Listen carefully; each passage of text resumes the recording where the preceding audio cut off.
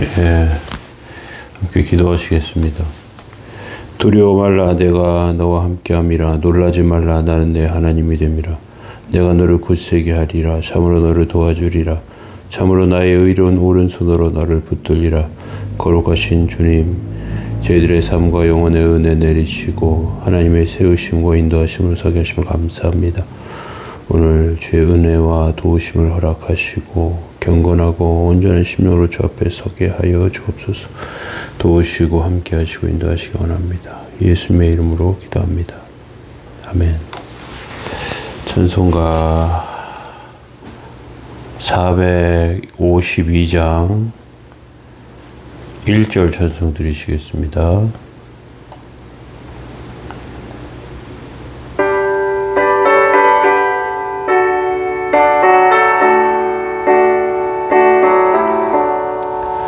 내 모든 소원 기도의 제목 예수님 닮기 원함이라.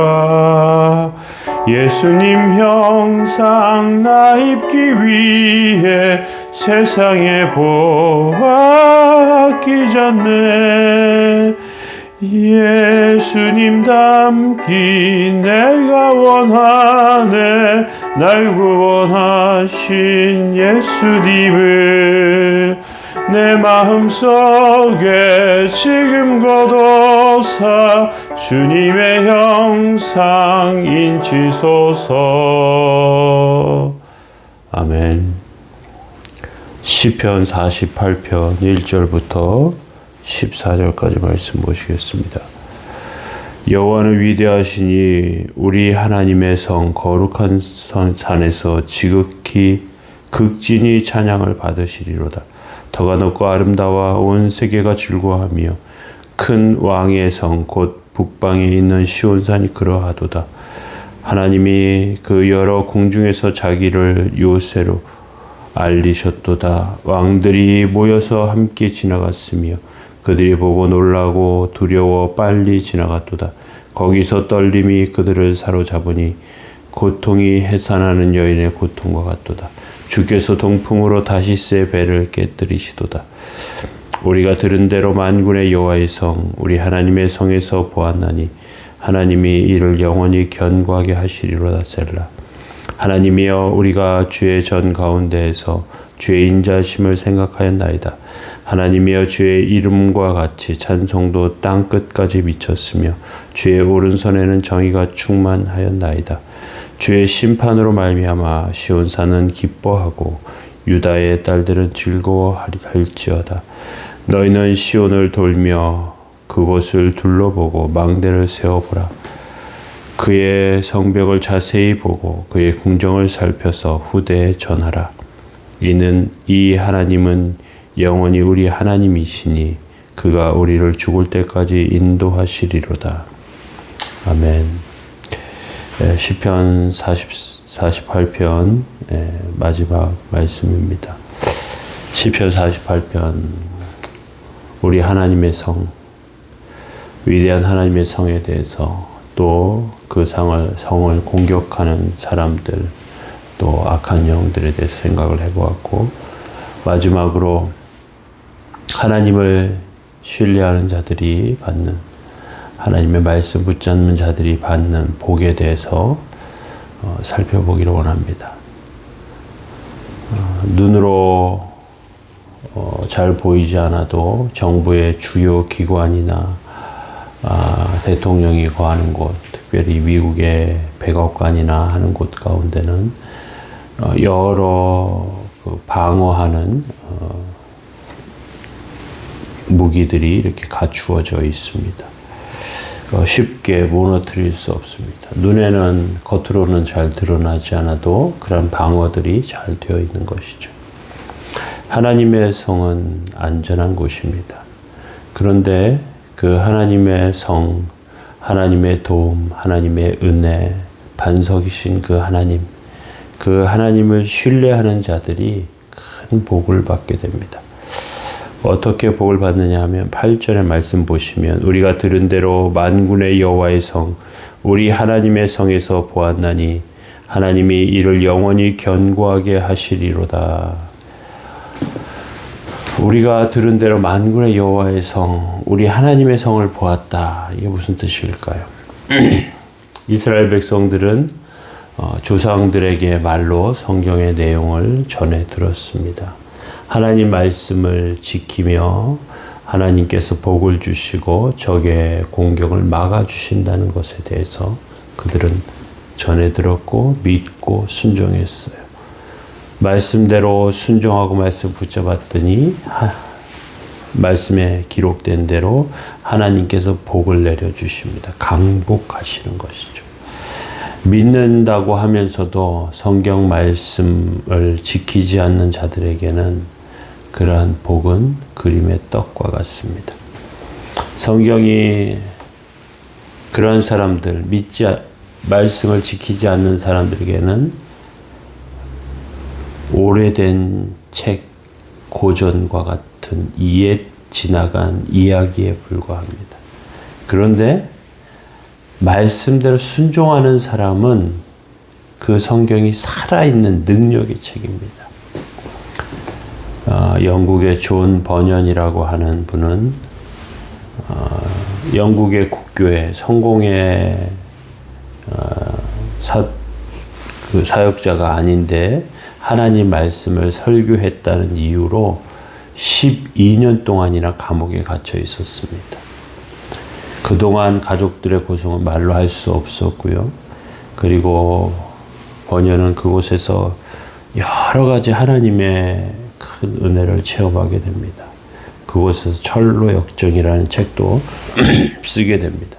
그런데 감옥에서 그가 신비한 경험을 하는데 하나님의 말씀이 살아서 튀어나오는 그런 경험을 하는 것입니다. 마치 그 호두깎이 인형에서 보면 밤에 장난감들이 살아 움직이는 것처럼, 마치 토이스토리의 그 장난감들이 사람이 보지 않는 곳에서 움직이는 것처럼 죽어있는 것 같은 말씀, 가만히 있는 것 같은 말씀이 살아 움직이는 것이죠. 얼마나 신기한 일인지 모릅니다.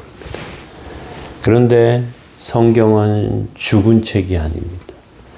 누구든지 믿고 행하면 능력이 나타나는 책입니다. 주의 말씀을 듣고 행치 않는 자는 모래 위에 집을 지은 사람과 같고 주의 말씀을 듣고 행하는 자는 반석 위에 집을 지은 사람과 같다. 성경은 이렇게 말하고 있는 것입니다. 우리가 말씀을 많이 아는 것보다 말씀을 실천하고 말씀을 순종하는 것이 더 중요합니다. 9절로 넘어가서 하나님이여 우리가 주의 전 가운데에서 주의 인자하심을 생각하였나이다. 주의 전 가운데에서 이 말은 예배 드린다는 뜻이에요. 예배 드리면서 하나님의 인자하심을 생각한다는 것입니다. 하나님께서 우리가 지금까지 살아오는 삶 가운데 인도하시고 변화시키시고 그리고 지켜오셨습니다. 방황할 때도 있었고요. 또 스스로의 가치도 몰라서 헛된 것들 가운데 흔들리는 모습도 많았습니다. 우리는 하나님께서 그 가운데서 지금까지 인도해 주셨다는 것을 확신합니다. 신학에 보면 예정론이라고 있습니다. 하나님께서 우리의 삶 가운데 예정하신 대로 살게 된다는 것이죠.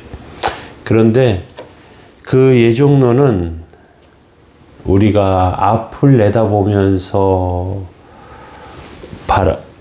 받는 말씀이 아니라 칼빈의 이야기에 보면 뒤를 돌아보는 말씀이에요. 그게 무슨 말씀이냐 하면 내가 신앙 가운데 살 수 있었던 것, 내가 하나님의 은혜 가운데 살 수 있었던 것을 과거를 돌아보면서 생각해 보니까 이게 모두 하나님의 예정 가운데 있었구나 하는 것이죠.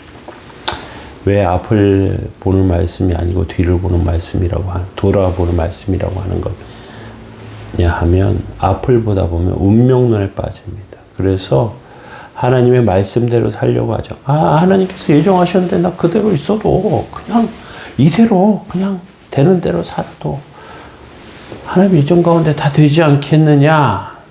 운명론입니다. 운명론.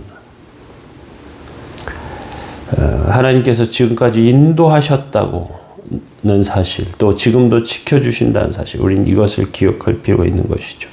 10절과 11절 말씀 보시면 하나님이여 주의 이름과 같이 찬송도 땅끝까지 미쳤으며 주의 오른손에는 정의가 충만하였나이다.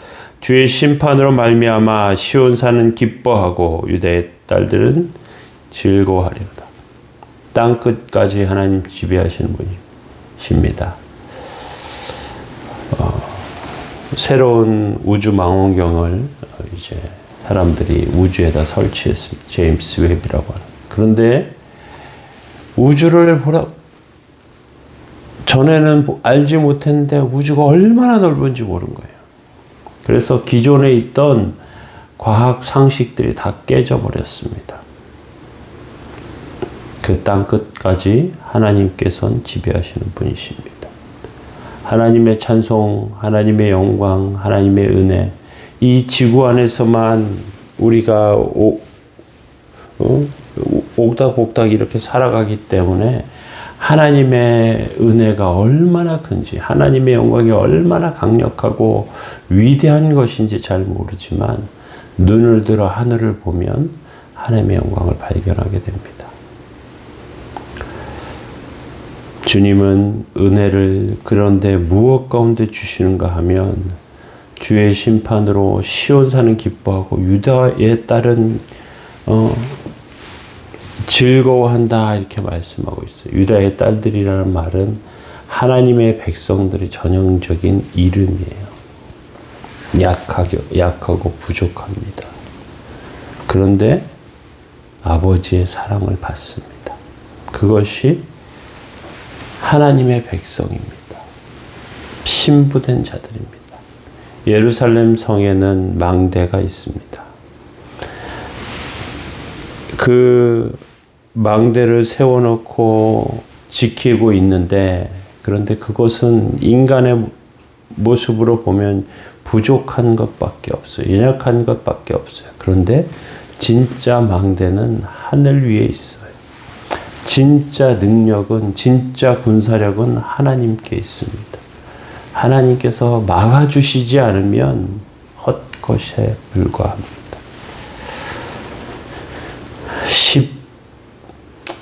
12절부터 14절 말씀 보시면 너희는 시온을 돌면서 그것을 둘러보고 그 망대를 세워보라.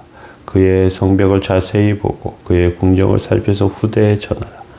이 하나님은 영원히 우리 하나님이시니 우리가 죽을 때까지 인도하시리로다. 영원히 우리 하나님 되십니다. 우리를 버리지 아니하시고 우리에게 복을 내려 주십니다.